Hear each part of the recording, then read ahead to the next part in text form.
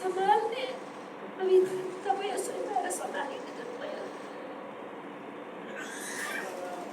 फेरि यो मण्डलीमा आशिष आउनेछ। मेरो छोरीले लिन गरेको प्रार्थनाहरूमा म फेरि आएको छु। मेरो छोरीले दुःख लुकाएर गरेको प्रार्थनामा म आएको छु।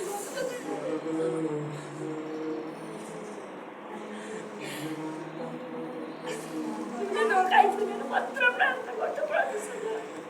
मान्छेलाई कसलाई देखाउँदैन त उसको पीडाको खानु।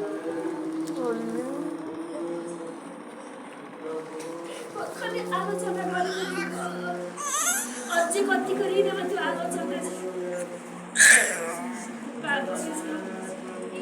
तिनीहरूलाई पनि तपाईँले क्षमा दिनुहोस् प्रभु। मण्डलीमा आउने आशिष छ प्रभु।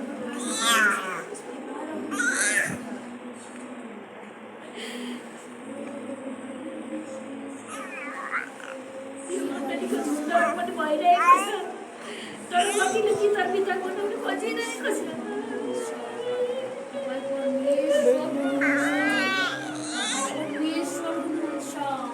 जुन व्यक्ति ढलेकोलाई उठाउने त्यागेकाहरूलाई प्रभु तपाईँको चाहनु जसरी परमेश्वर तपाईँ परमेश्वर हुनुभयो।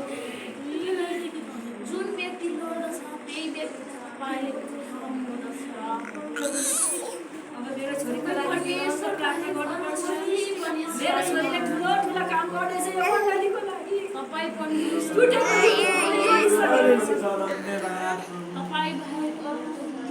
अगुवाको नाम मात्र भइरहेको छ।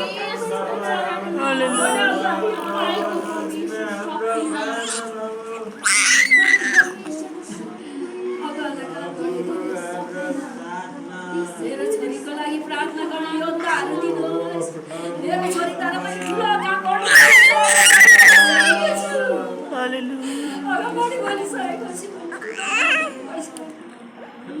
प्रभु तपाईँले गर्नुहोस् जबसम्म प्रभु म यस पृथ्वीमा छु तपाईँले बोलेको अगाडि पुऱ्याउनेछ।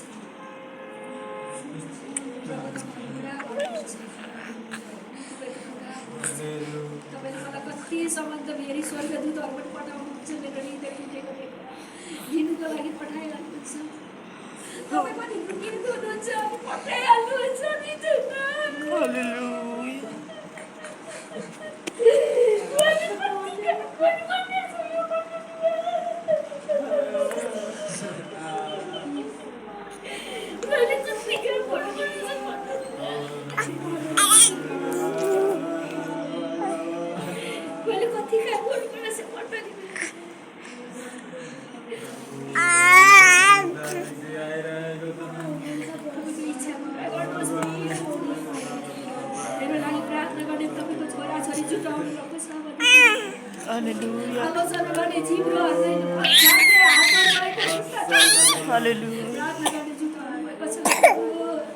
अबदेखि तपाईँको काम गर्नुहोस् मेरो जीवनमा। यो मण्डली यति आशिषित हुनेछ।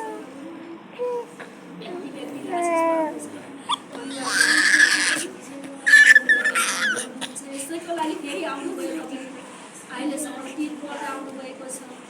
पहिलोचोटि आउनुभयो 12 जनाको बिचमा मण्डली सुरु गर्नुभयो। त्यतिखेर पनि तपाईँले अभिषेक गर्दाखेरि सबैले आलोचना गरे। शैतानले काम गर्यो मैले थाम्दै सकिनँ अनि तपाईँलाई सम्झिएको जीवन म सकिनँ भनेर तपाईँले सम्झिएको थिएँ। फेरि दोस्रोचोटि आउनुभयो। यो ठाउँमा तपाईँले मण्डली जग्गा दिनुभयो अनि यो ठाउँमा फेरि आउनुभयो र जग्गा दिनुभयो। तपाईँको छोरीले जग्गा दिँदा पनि धेरै समस्या परिस्यायो। उसले पनि धेरै स्थिरताको जीवन लिएर फेरि मण्डली भइरहेको छ। मण्डलीमा फर्केको छ। अनि प्रभु जुन जन्मदिन थियो तपाईँले त्यो जन्मदिनमा अगाडिको जग्गा दिनुभयो प्रभु। अनि आज फेरि अब तपाईँले यो जन्मदिन पछि फेरि धेरै आशिषको ढोका खोल्नुभएको छ। धन्यवाद। मलाई पनि सहने शक्ति दिनुभयो। अहिलेसम्म मैले धेरै कुरा सहेको प्रभु। तपाईँले बोलेको कुरा नम्रता नै थियो।